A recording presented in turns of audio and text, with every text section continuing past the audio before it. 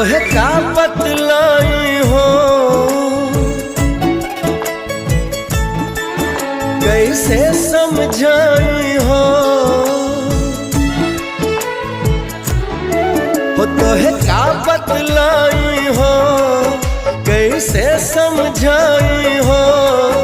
अब हो के जुदा तोहसे जियल न जाई हो, के चांद जैसन, के चांद जैसन चेहरा तोहार दिल हमार ले गइल, के चांद जैसन चेहरा तोहार दिल हमार ले गइल।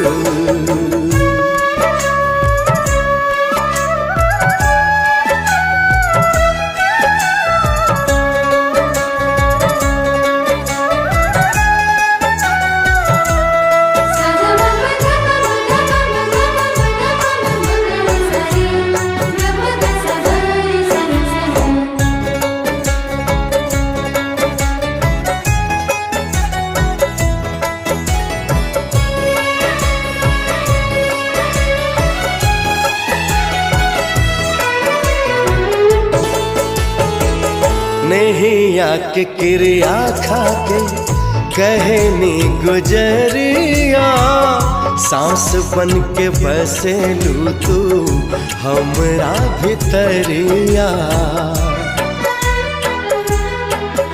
ओ प्यार करनी कितना कैसे बताई, कहत करे जा आपन चीर के दिखाई।